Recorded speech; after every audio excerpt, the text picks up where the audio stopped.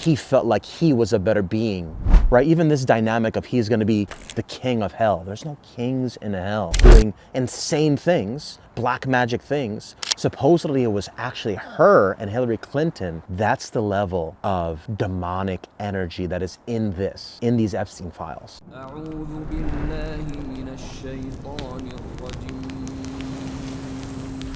بسم الله الرحمن الرحيم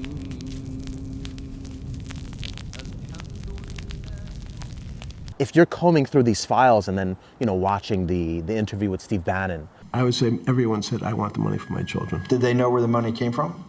I think if you told them, if I told them the devil, 100%. the devil himself said, I'm going to exchange some dollars for your child's life. Do you think you're the devil himself? No, but I do have a good mirror. It's a serious question. Sorry. Do you think you're the devil himself? I don't know. Why would you say that? Seeing all these other things that are coming out from the DOJ, at the minimum, you have to start critically thinking to yourself, hey, like, there has to be an opposite force if this stuff is going on and they're getting away with it. So I thought about that, and then I thought even further. I was talking to someone close to me. Even the idea that the opposite force of everything they're doing is God, even that paradigm is wrong, because God has no opposition. And I think that in the West, and especially Christians, and Muslims might do it a little bit too, just slightly different. They might fall victim to it for being here, but in reality, it's not really a Muslim sort of idea. But this Christian idea of like the opposite of Satan is God, even that paradigm is false because God has no opposition. There is no good versus evil on that level. With us, of course, there's good and evil, but on the level of, it's not God versus Satan. Satan is a defeated foe.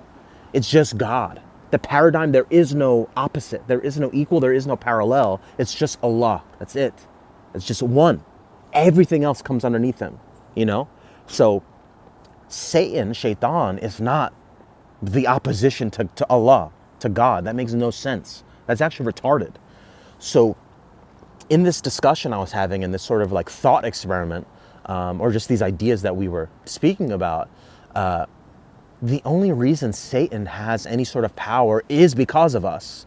In Muslim doctrine, when Allah made Adam, he asked not only the angels to prostrate to Adam, but he asked Shaytan to prostrate to Adam.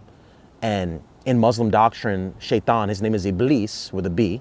I get confused sometimes because Idris is a prophet's name, and that's a good name.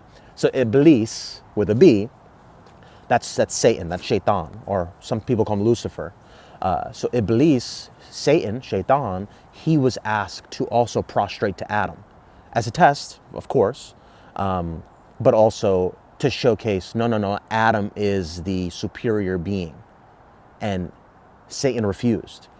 He felt like he was a better being than Adam, that he was a superior being than Adam. He was made of a smokeless fire, and then Adam was made of clay, right? Like we're made of the earth. And the jinn, which is the species or the beings that Satan comes from, that Satan is, Satan being made of a smokeless fire and not of the earth, he felt like, why would he submit? Why would he prostrate to a lesser being that's new when he's the only jinn in heaven?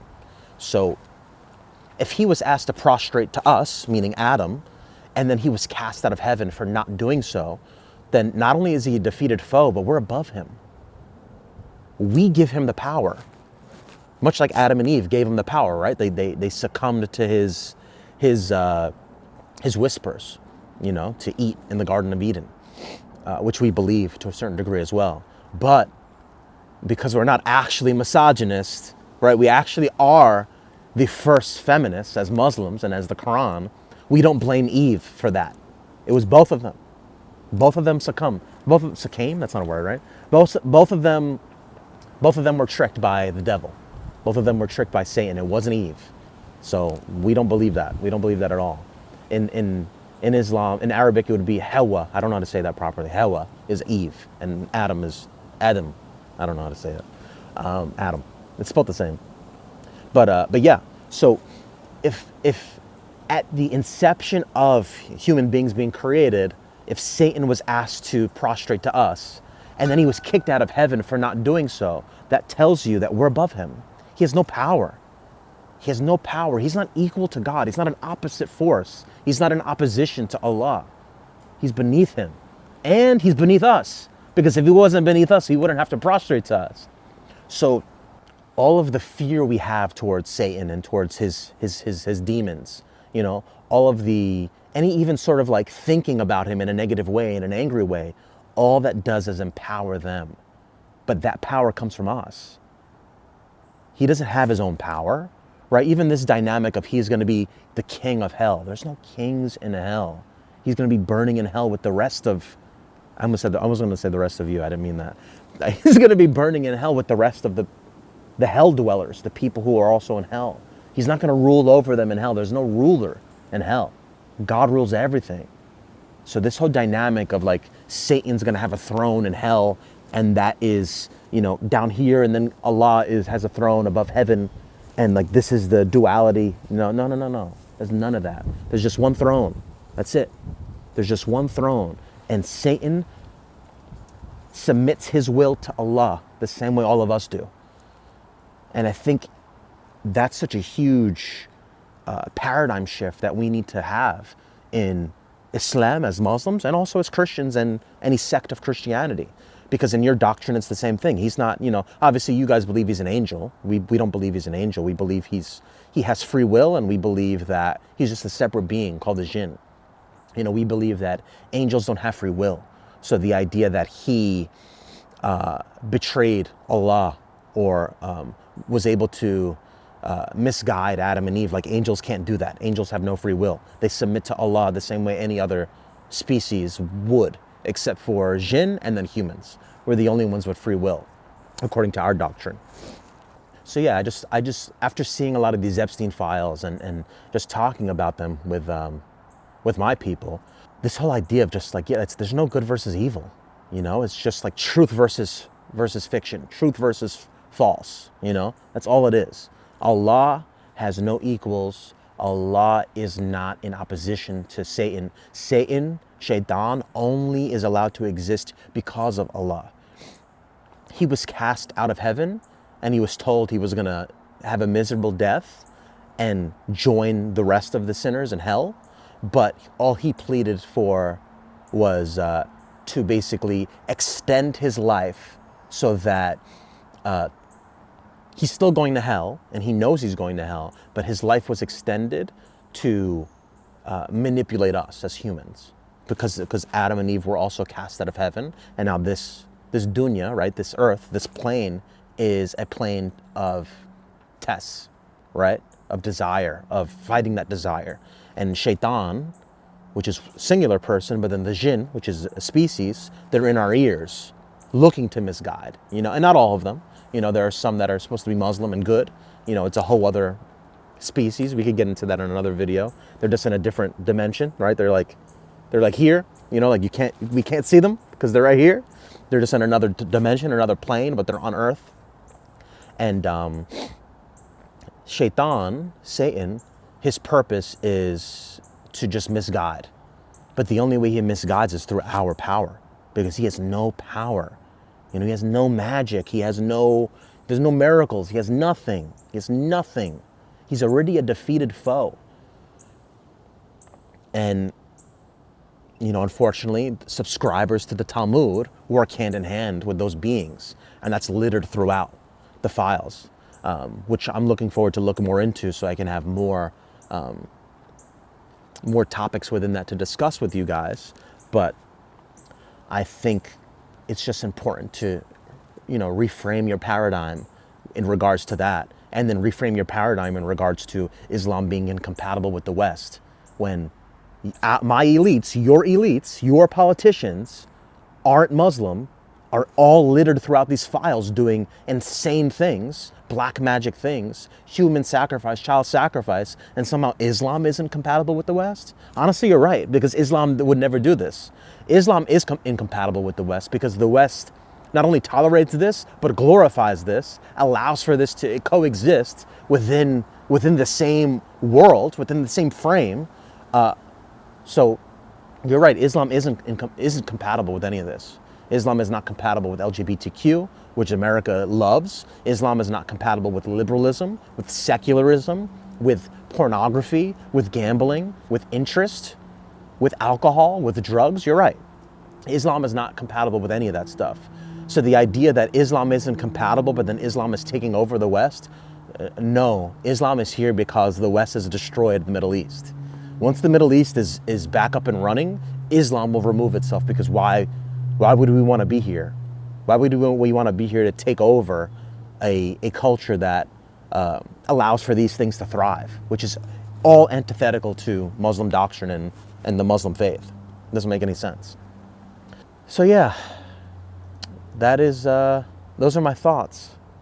Those are my thoughts. And I think another quick little important aspect to this Epstein stuff is that, like, it isn't just underage women who are being exploited, right? And, you know, I think feminism has hijacked some of this a little bit. It's not only underage women and prepubescent girls, it's those two groups for the purpose of blackmail from Israel, right? So now, what elites and politicians have blackmail on them, right? And what have they done to make sure that blackmail doesn't come out? That's an important aspect to this, but also the aspect of black magic and devil worship and human sacrifice and child sacrifice to these evil spirits, these evil entities. That's an important paradigm in this. So it's not just underage or prepubescent girls that these men are getting with, both for pleasure and for blackmail, but it's also what have they done because that blackmail exists, and also what evil beyond just molestation and rape and sexual misconduct, what else have they done? Which gets into the whole Pizzagate thing. You know, like originally when the Epstein files were supposed to come out, it was said that 4 names on the list were what stopped this entire thing from coming out. And supposedly one of them was, I think, the Prince of the UK, Harry. I don't know. They're irrelevant to me. But the one who's balding, the good one, not the one who was who's a cuck. The other one, William maybe. He was one of the names, but also the disgusting politician Anthony Weiner in New York. Which, bro, like, change your fucking last name, bro. Weiner is your last name, and you're like, you want to be taken serious? Crazy. So Anthony Weiner's wife, I don't remember her name. My editor will put it somewhere over here with her face. Supposedly it was actually her and Hillary Clinton who were able to stop the list from coming out, because Anthony Weiner's wife was one of the people on the list. And supposedly her and Hillary Clinton were part of this whole Pizzagate thing where, this is crazy, but they ripped a little girl's face off and then wore it while making sure they scare her to the point where her adrenaline, her adrenochrome is what they call it, her adrenaline was so high, and then they used that as a drug to not only get high, but also to look young and youthful and to not age. And that's a whole other crazy thing. Like, I know how that sounds insane, but that's the level of demonic energy that is in these Epstein files. That level of torture for these kids, all these kids that go missing. They go missing for this. It's not just sexual, it's beyond. It's this adrenochrome, it's something completely different. And I think that it's unfortunate, but it is a paradigm shift that needs to happen in culture to understand that, no, it's not Islam that's incompatible with the West. It's this. It's these elites and politicians. And like I said before, if our elites, our leaders, our politicians are committing these acts of demonic evil, then not only is that real, not only does that work and are they winning on this earth, but that means the other force, which is good, and again, it's not opposite in the way like I described, but the power of Allah, the power of God has to exist, because the faux power of Satan not only exists, but is working. It's working with our elites, our politicians, our leaders. And Once you start understanding that dynamic, you can understand that we can easily fight this because they're already defeated. They're already defeated. They've already given into desire. They've already given into the devil. But if the devil is a defeated foe, then what are they? The devil's already defeated. So that means these people are even lower than that. We give the devil his power. That's it. It's not even power, it's our power. So that's what I have to say. Please, you don't have to be Muslim. You do not. Right? But you have to acknowledge and accept the fact that Islam is not your enemy. Islam is not your enemy. The people saying Islam is your enemy, those are your enemy. Jovian, that's my name. Crescent Cross Covenant Coalition. That's the mission, right? That's the platform, that's the channel, that's the political movement that we'll be creating together, inshallah, God willing. Remember to like, smash the subscribe button, follow, leave a comment, share. And I appreciate you guys getting this far. Let me know your thoughts, and I'll catch you in the next one. Assalamu alaikum. Peace. أعوذ بالله من الشيطان الرجيم بسم الله الرحمن الرحيم